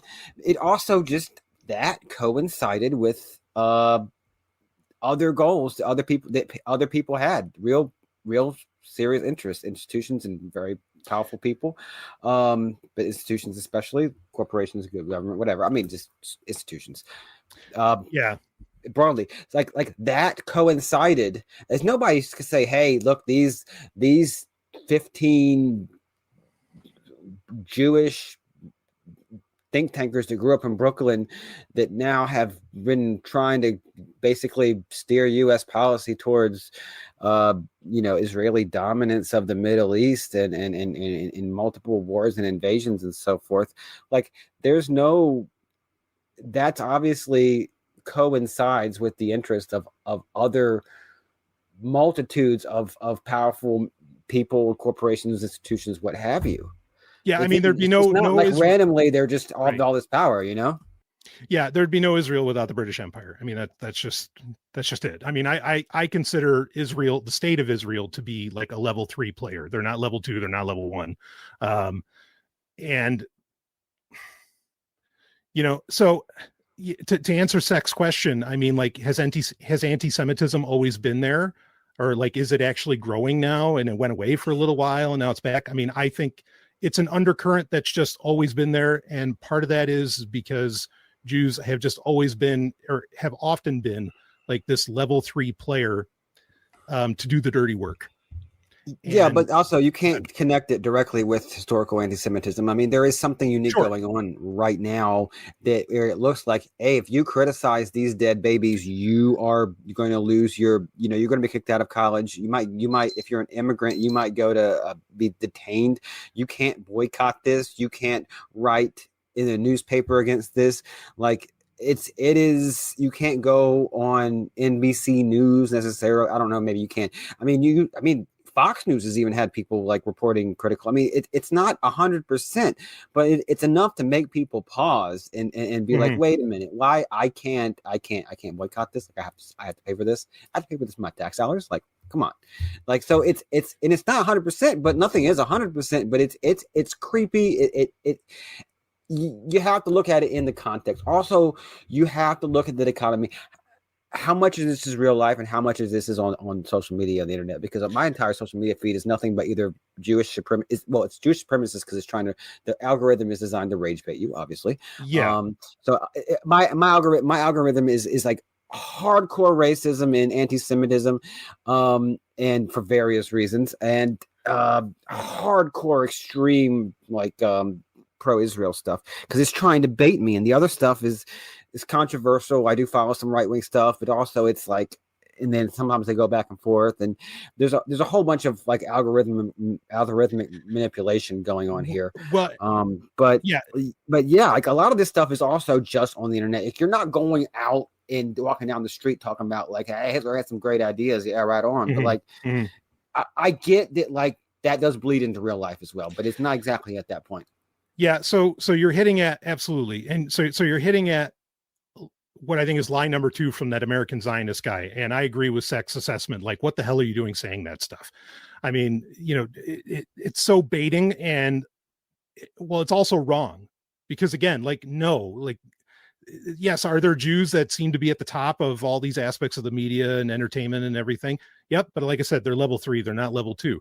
Okay, now the Mark Zuckerberg controlling social media, like he controls the message, that is absolutely not true. That is provably untrue. And the reason I say that is provably untrue is what you're bringing up, Penguin, is that he can't control the algorithm. Like, the reason that he was happy to let go of the reins when Trump came into power and said, like, all right, no more censorship and all that stuff, is because they knew they were failing at it. And eventually there was going to be class action lawsuits, all kinds of stuff that would genuinely disrupt that power. Okay, Mark Zuckerberg does not have control of Facebook. He knows he doesn't have control of Facebook. Yes, he has control of the company, but he doesn't have control of the flow of information on these things. He also doesn't have, I mean, they can use broad swaths where, and we saw this with Threads when that first launched, where they were just like saying, okay, anytime this keyword shows up, delete the post. And reporters were coming out in droves saying, what the hell? Like, even right-wing ones were like, why is my shit getting, shadow banned or deleted or whatever? And it's because they cannot control these algorithms. So the idea, the claim that like somehow social media is under any kind of control, not true. I mean, is there like a pull the plug on a platform? Is there a broad swath thing where you can do, again, where you can like ban keywords or certain hashes and things like this? Yes, those do exist. But those are, those are basically like, nukes against the needle in the haystack. I mean, like, it's way too blunt an instrument for what they want to do. They don't have control of these things. So this guy is like way off and making a claim that, again, just enrages anti-Semitism just make it rage more. One thing I've noticed also is that, I mean, because there has been so much of a consensus around Israel and so forth. I don't know. I can theorize why. So I've noticed a lot of the pro-Zionist, pro-Jewish, essentially like outright Jewish, supremacist stuff. I guess that's kind of the point I'm trying to make. So much of the pro-Zionist, pro-Israel stuff is dumber and dumber than I've ever seen it be before. It's really low IQ. I see some of the dumbest slop on social media, and even more intellectual. The more intellectual types are still, like, compared to before, they're not exactly intellectual heavyweights defending this stuff. I mean, it's pretty dumb. I mean, it's actually like pretty dumb for Jews. I mean, I think that message. Or go ahead. I don't know. Maybe the intellectual power is all on the other side, because Jews have always been very pro, rights, some human rights and stuff too. So I don't know I can't theorize, but I've definitely noticed distinctly that it's dumber than before. Mm-hmm. Yeah, I mean, we're seeing. I want to go to SEC here in a second, but I'll just say, like, I'm seeing the shift of now, like, from a lot of shall we say, pro-Zionist groups. They're talking about jihadism. They're not like labeling specific countries or even specific groups. They're just like, you don't understand the Middle Eastern mind, which is true. That's an accurate statement to make. Again, all these things, these claims, there's little grains of truth in it, right? That's how the best lies work. But now they're just making this claim against jihadism overall. It's getting dumber and dumber than that. Yeah. I'm saying on the cutting edge of social media, and what bleeds over into real life, but it's getting dumber than that. It's getting worse. It's getting dumber. It's getting low class. It's getting low IQ, and it's just if you look at the demographic trends, I'm sorry, nobody under 40 supporting Israel, no matter how right wing you are. And Right. you know, when you get to over 70, it kind of sucks because you're not going to be around the earth much longer. But there's people just solidly. But if Republicans, my God, they are just they are ride or die. Yeah. You'll go out the country, and some guy will have his whole farm festooned with Israeli flags. I've seen it. It's ridiculous. It's insane. And that's something that happened for 2 generations in this country, and it's not Jewish because that guy's not Jewish. I mean, No. what is it? Right. I can't even begin to explain it. Really, I really can't. Right. Zach, what do you got, man? You've been awfully quiet. Thank you. No, I think it's just a matter of the fact that they're losing the narrative. Like you said, nobody under 40 supports Israel anymore, including Republicans. Mm-hmm. Like if you poll, people over 55 or 60 or whatever, then sure, most Republicans over 55 still support Israel. But all the young people don't, and the young people are the ones seeing all the footage coming out of Gaza. And the angle they do have to try to, I just want to say the angle they do have that they were trying to use to trying to shore up support on the right for Israel was trying to kind of map it onto like domestic left-right politics and the culture war. That was the only thing they had. Nobody supports Israel for any of the reasons necessarily. I mean, this was always present, but nobody supports Israel for any of the other reasons that were, historically in the 20th century and up to recently kind of tied to that. Fair, yeah. But I think this is what you're seeing is like, people thrashing out because they understand that they're losing the narrative. Oh, that was the other thing that the fellow the Zionist there that said that we are the masters of the universe or whatever. He also said if we lose this narrative, we will never be able to put American forces anywhere on the world again if we lose this narrative. So I'm Great. Like, yeah, Get rid of the narrative. To me. But do you understand how desperate that makes certain people? You know what I mean? Like, so what you're seeing with all this dumb stuff and kill them all and all that kind of stuff. It's just like the last gasps of a desperate animal lashing out. It's I think that's good. But Clearly, like I was saying before, and the sort of the point of this is like, I think all of this is fueling anti-Semitism, and it's probably, it might be a real fucking concern. Like, how concerned are you, Brian? And, like, this is the reason I wanted you to remember the Black Plague. During the Black Plague, Jews weren't getting sick at the same rate as the other people. Right. And obviously that's because they were witches, right? And reptiles. It's not because there's like a religious mandate to wash their hands. No. That's because they washed their hands. Exactly. And people didn't understand that at all. And nobody washed anything, so. Right. But yeah, they washed their hands so they didn't get as sick as the rest of the, now here's the thing. It's like, compare that then to today, right? So like people were watching their family members die. And then they saw these people over here who weren't dying. And well, obviously they're witches. But now we're watching people die, man. And it's quite clearly the fault of the Israeli government. Like it's not just because they're not getting the Black Plague. There's a clear cause and effect here. Like this side is dropping bombs on this children, and you're seeing it with your own eyes. So people are watching people die, and over there, people are watching their family members die. Bro, like this is not. I'm pretty concerned. Like on the one hand, I'm like, all right, good. Israel is like losing the narrative, so there's that. But on the other side, man, like, I don't know. You got to worry about the backlash too. You know what I mean? Like, that's something to be really fucking concerned about. For the same reason, like, we should be concerned about, like Islamic terrorism in the U.S. Why? Because we've been supporting a genocide in Gaza this whole time. And so like this is obviously, it's not backlash, what's the word for it? Blowback. Yeah. Blowback. Yeah. Right, blowback. this was the reason that Osama bin Laden declared war on the United States in the late 90s, is because of what was happening in Gaza. Yeah, to the extent I want to add, and I just learned this from Dave Smith. So I mean, Jewish guy. Okay. What do you think the result of this is going to be, though? You know what I'm saying? Like, so I don't know. There's a lot of bad that can still come out of this, is what I'm saying. And are you actually concerned about anti-Semitic? Not that there's going to be pogroms in the United States necessarily, but Jesus, you know what I mean? Well, yeah, Penguin, what do you got? What did Dave Smith say? And then I'll respond to that. Yeah, sorry. No, I was gonna say no. It's kind of lost now, but like basically to the extent that like two of the hijackers from 9/11, they had, when they wrote their wills and the will to when they planned to die, I'm sure the plan wasn't fully formulated, but when they wrote their wills to die, they did it the day after a huge massacre. The kind of massacre. Yeah. Yeah.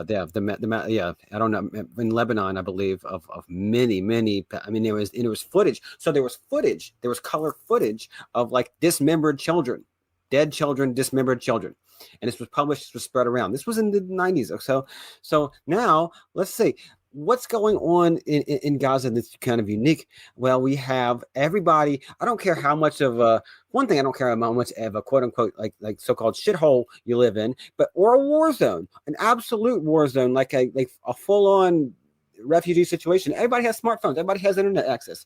Everybody has 1080p now. I mean, we're talking about everybody has full-on smartphones with plenty of resolution, plenty of memory.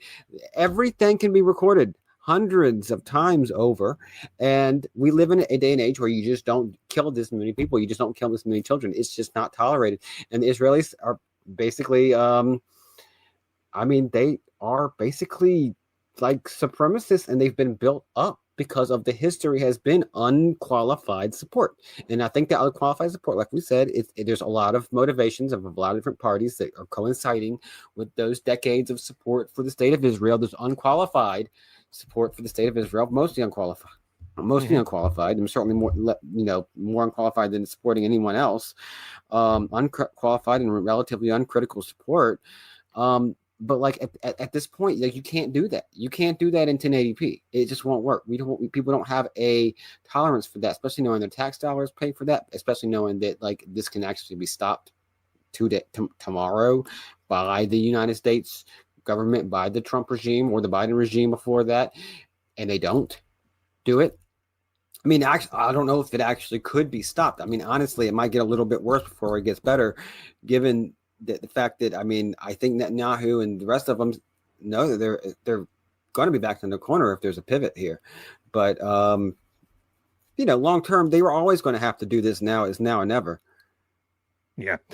I mean, so the support, long-term prospects for support for the state of Israel, unqualified support to do something that no other country could do at this scale, was always going to go away. The polling, I mean, they have access, they have the ability to hire enough consultants and crunch the numbers and do the polling.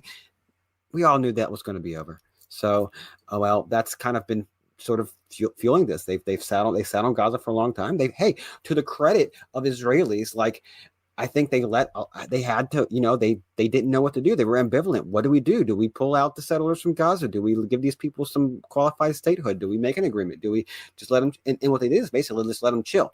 They just didn't know what to do because, and what's gotten more extreme in Israel is that more and more leftists and then more and more liberals and more moderates have just died out, having less children and whatever demographic shifts have occurred. And now they're extremely militaristic and extremist because of sort of varying birth rates between the leftists, between liberal Israelis, between conservatives, and obviously the Hasidim and everything too.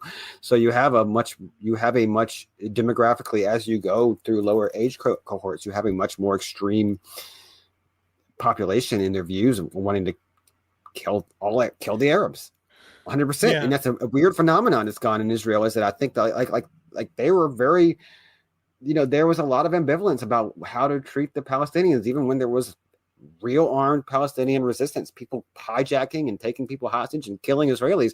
Even then, there was like, hold on, do we want to go and come up with a final solution on these people? But at this point, the demographics are such that, those people are less and less of the population every year, and the politics becomes more favorable towards a more extreme view. Yeah. I mean, and you're raising a great point, Penguin, because there's optics. Like the optics are so different than they were even 20 years ago, because to answer Seth's question, I mean, what are my concerns? Am I worried that I'll get attacked at some point, or, and I mean, I wear what would be called Jewish iconography very often, so, and I'm obviously, somewhat, level Y or Z, maybe public figure. And I'll say this. So when I was in the U.S. Army and I was overseas, and I've said this many times, anytime I was walking around wearing my Star of David, nobody cared. Nobody gave a shit, but boy, anytime I had that American flag on, when I had that American flag patch on, people had a problem then. That was an issue. Now this is, we're talking 2002, 2003, 2004, that's a very different time, honestly, than what we live in now. So, should the concern be greater? Because you're saying, Penguin, how the optics are just so different. You're seeing the tragedy, you're seeing the inhumanity, you're seeing all of this, and it's unavoidable. I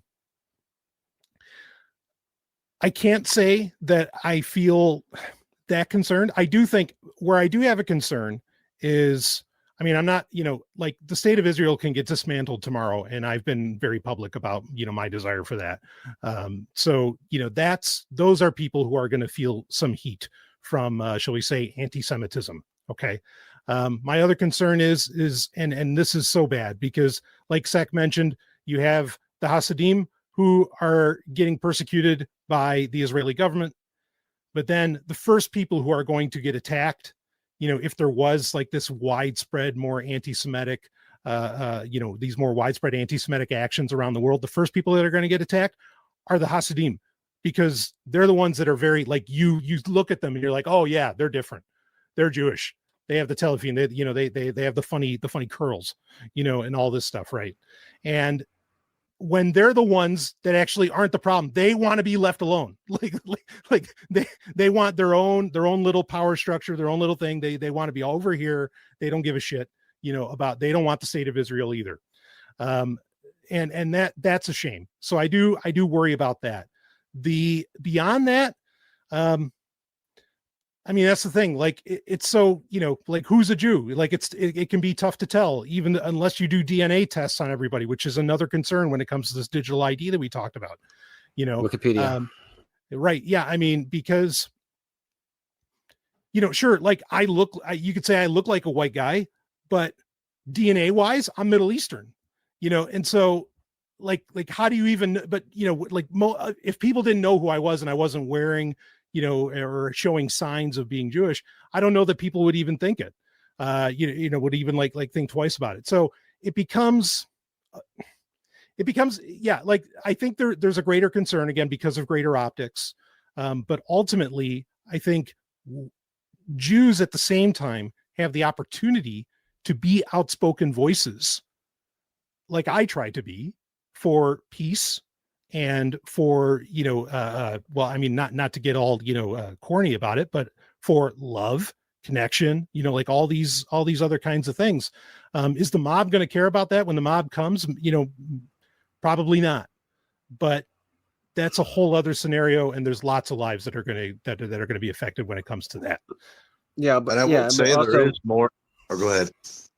I mean, I just want to say that part of this is the other side of this when it comes to anti-Semitism is that how much the narrative around anti-Semitism has been, when the concept of anti-Semitism has been so weaponized against people criticizing these things, against, I mean, how just so much criticism, there's this epic of anti-Semitism, and it's I mean, at some point, I don't know if this is even the angle that I'm most worried about, but you could say that, hey, they're crying, all this crying wolf, and then I don't know what will happen at the end of the day. But it's been so far, with all this power supposedly behind Israel and behind the support of Israel, this institutional power has been actually weaponizing the concept of anti-Semitism. And then eventually people are going to stop caring. Then if you start saying something about anti-Semitism, people are going to just not only ignore you, they're going to vilify you because you're one of these people that's been defending the babies being which is what's happened. They've had these hearings in front of Congress saying the biggest problem isn't while sending over bombs, they're sending over bombs and simultaneously holding hearings saying there's an epidemic of anti-Semitism on college campuses and the Jews feel unsafe. I live in New York and I feel unsafe as a Jew. I don't want to. They're mostly lying.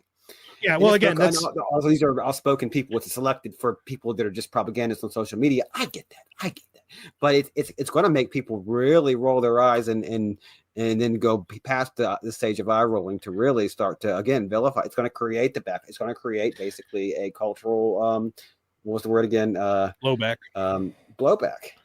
Yeah, well, that's again where once again the Jews are being used at level 3 for those purposes. Yeah, I think we got to wrap this one up. But Zach, what do you got, man? You want to?